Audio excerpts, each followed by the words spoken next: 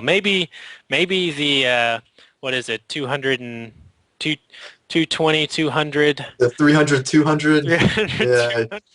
you throw down. Oh, who was it? Who was that That player was that was like? wasn't that Stefano who did that? I don't know. He threw down like 20 evolution chambers and like maxed out again on Ultralisks. And Yeah, I it's like remember that is. it seems like for some reason I know it's not Kiwikaki, but I just can only think of Kiwikaki coming up with that. Well, we'll see if Coyote can do it himself, get that 300, 200 as he is spawning as the orange Zerg in the bottom right of Entomb Valley. His opponent from Auburn, FLC Ska. And Oh, he's referencing our player. So our player theory, he's going to be in on I think Wednesday. He's in Group he C plays Thursday. Yes, he will be playing. Thursday. He is one of the few Protoss hopes out there. Absolutely, and he is known for almost exclusively playing with the color purple. And he will not start games. Like if you play him in a custom game, I've done it before. He will not start games. He'll leave until he gets purple. Well, it looks like Ska is going to be opting for an early expansion, as that is the pretty much the standard norm that we see in these PvZ matchups. Absolutely. Every now and then, I think there was one recently in a big tournament. Someone will pull out a gateway expand, but really, they're not that good. They're kind of gimmicky just to catch your opponent off guard because the Zergs usually assume you're forge fast expanding Yeah, for some reason. for some reason. Both players just exchanging some witty banter here, and it looks like a spawning pool down for Coyote, so not going to be doing a too early expansion. Absolutely, he couldn't be sure that Ska was diagonally across cross positions. He couldn't be sure he wasn't close, or vertically. So the standard is to go for that early pool, just Just to in case. yeah, just in case. Yep, and it looks like Nexus first from Ska. yep, Nexus first. Wow, Nexus first. That is Well, well, that's that is that's a becoming long. more common. So It is a long rush distance, and he did get a pretty good timing on the spawning pool. mhm. Absolutely, he knew. He knows exactly what Coyote's going to be doing. So Yep, he only probably one set knew of his Zergling, mistake. and Gateway and Forge are already down. Nexus about halfway complete, and actually the Nexus is going to finish before the hatchery does. Yeah, So it is. And but that Zerg can just take a quick third, oh yeah, get some semantic. get some queens out, and pump a bunch of drones. So we'll see if Scott can keep up in the harvester count. Yeah. So what I love to see here, and we'll see if Ska decides to do it or not, is a quick +1. I always love to see the Protoss +1, but he's not able to get a forward pylon down there, so he won't be able to warp in any zealots. Yep, and Coyote's doing a very good job of scouting around the map, looking for probes, looking for any form of suspicious play. Yeah, he is very good on the scouting there and making sure that there are no shenanigans going on. Oh, Probe almost got a Zergling kill there. Yeah, he luckily got away, but we'll see. He's gonna have to scout. He's got a little bit still to scout around Ska's fourth, but this early in the game, he doesn't have to worry too much. There we So, go. Uh-oh. Probe sneaking out, and let's see ooh, if Coyote can definitely see that. So there we go, and Ling's already being sent to yeah, intercept it. he's going to definitely shut that down. So third expansion already going down for Coyote.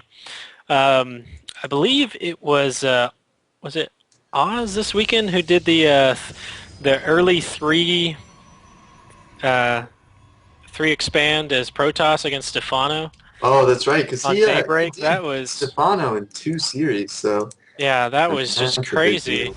Especially on a map like Daybreak. Daybreak isn't that like Stefano's favorite map? It's just so good for Zerg, and Oh yeah, very very so Zerg flavor. so beating Stefano in that matchup on that map really means Oz is And pretty with much one of the best PvZers in the world. and with an outlandish strategy like that, going three early getting his early Oh, third. yeah, absolutely. He's just going to try and out macro Coyote. And it seems like it could work because there's not much Coyote can do to pressure this without almost all inning. Yeah, well, he doesn't have really any infrastructure right now to really go on. I mean, he can really flood Zerglings, and that's about it. But how many gateways? Ska's only got the one gateway though. So, Uh-oh, the Wings are going to be able to get in. See every. Oh, no, oh, the Wings back up. He probably could have gotten in there. Maybe. yeah. You have to be a little careful, but At least one of those Zerglings would have gone down. Second one probably would have taken a little bit of hull damage. Well, hull damage as a Zergling, you know. yep, Um, it's natural. yep, But there we go. 3 gateway block on this yep. third base, Very and nice. he's gonna take down these rocks pretty soon. Well, he doesn't have And very much to do it with, but Roachhorn going down for Coyote. And how many? He is up to only 48 workers right now, so not a huge worker lead for our Zerg player. well, he's making seven drones right now, so I think he's gonna So he's probably about his to. economy's about to take off. Once you have these, well, he needs to keep up on his injects. He's got a lot of energy. So nice little But this, side note here. Coyote does not know about the third base for Ska. That is going to be very scary whenever he realizes that that third base has been there for a while and has been mining. yeah, there you go. He is sending an overlord there, but it's gonna take a few minutes to get there. Even with this new, I mean, I guess it's not new anymore, but even with this overlord upgrade, the speed, it still takes a long. They're still pretty slow. But yeah, I think Coyote needs to. He's got a little bit of extra energy. He needs to keep up his injects a little bit more. This third base it's really the one I'm looking at. It's been 15 seconds since an inject. There we go. And he can put down another creep tumor and really start spreading creep quickly. And that's what he needs to do. He needs to have Ooh. complete map control. We got ventral sacks on the way for Coyote, so we could be seeing a little bit of drop play, and he is getting the Overlord speed along with it, so these drops will be ready to go as soon as those researches finish. Now I'm wondering how much of that was prepared because maybe he looked through some of Ska's games. I know it's a little bit different, but in TVP, Ska really likes his sentries, so perhaps the drop play was thought out in advance. Well, he's got 4 sentries right now. He does have an Immortal already. Second Immortal on the way. No Robotics Bay just yet for Ska, so he is pumping purely Immortals, and he is ready for some Roaches. That is... That's good. That's going to be good against drop play because roach drop, immortal still beat it, and the other main unit that people will drop are banelings, and those are really just designed to take out sentries and light units. But immortals will really be able to just tank all that damage. Oh, and Ska with probably his first blunder of the match, chrono boosting a robotics facility as he's supply blocked. Now, Very Coyote, unfortunate there. he's seen these 3 gateways, but he still is not entirely sure that there is a base there. He's got that Well, overlord sitting right outside. he's got to think that, okay, if it's not there yet, it's coming down soon. Now, the question is, he doesn't know how long it's been there, and it looks like we got an engagement in the front. Forge, is it going to go down? Goes down Forge goes very down quickly. Wow. And that +2, no chances of finishing there. And a huge gaping hole now in the front of Ska's base. So he's got enough sentries to deal with it, but you don't want to be relying on that. And oh wow, a lot of overlords coming through. This is going to be really big. He's just going to drop straight over. Yeah. He's just going to say, you have a wall? Well, I'm just going to go over it. But, okay, so Ska does have a lot of stalkers. Now, they are a little bit out of position, but they do have blink. So, and he's even feinting. Oh, almost faint. Looked like he almost fainted to the third, but these are going to, Absolutely, here they go. The exposed second. And there they go, inside the main. So many workers getting annihilated, 10, 11 workers now going down. But 4 immortals, and that is so many immortals. Nexus goes down though, and he's going to just pick up and get out. Just pick up and go, absolutely. Oh, he's staying to fight. I don't know if I agree with that. Against 4? lot. Yeah, against 4 Immortals and that many Stalkers, and Ska taking out empty Overlords there. I would have, if I think Coyote made a mistake there, I think he really should have picked up. Yeah. But there we go, Oh, another drop to in the the third third, base. but I think it's going to get cleaned up pretty it's going to quickly. get cleaned up. All He those got one century. He did get one. and 14 workers lost there for Ska, and he is just going Overlord hunting, but luckily Coyote built a lot of extra in advance, but we do have an attack at the front. Wow, Coyote just all over the map, doing such a good job, but I mean, we say he's all over the map, but this is not good. I mean, he is way down in supply right now.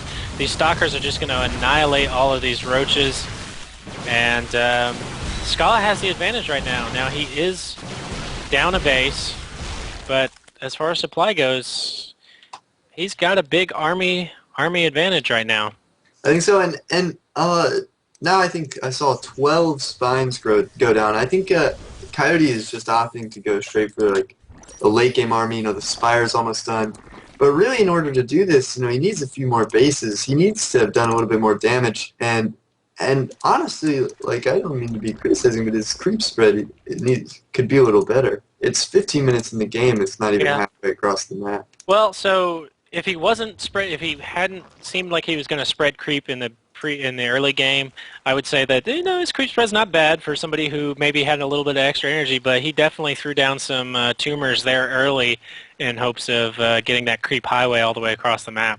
So, and there goes the spire. The spire's up. Let's see what he makes out of it. I think he's going to go straight for a greater spire. Ooh, wow, 7 infestors on the way. Melee ground attack for the Zerg on the way. But that +3 ground weapons for Protoss, researching now, and we do have Colossus.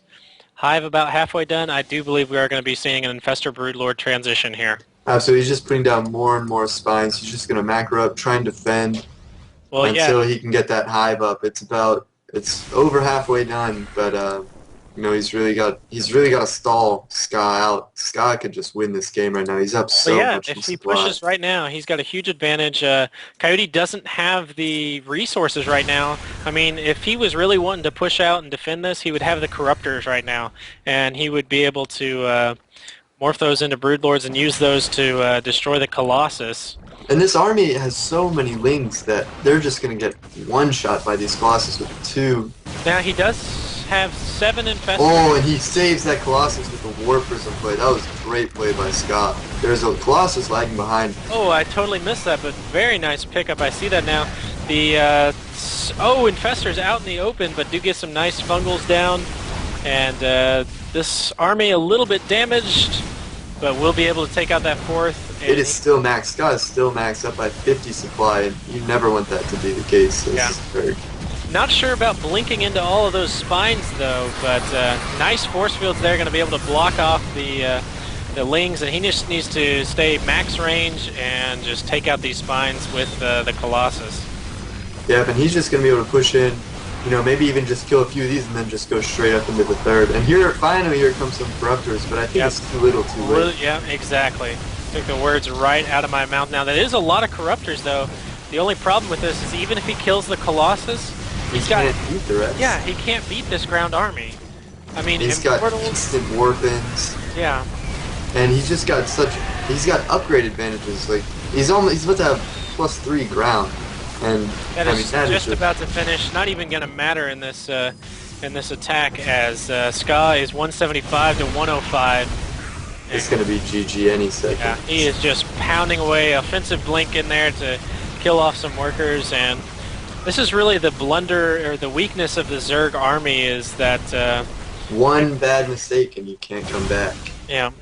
And I think... Oh, continue. Well, I was going to say, with these hatcheries so far out, whenever a Protoss or a Terran is attacking you like this, and there's the GG, you just can't haul up your forces like you need to. You stream in the lings and they just get immediately one-shot.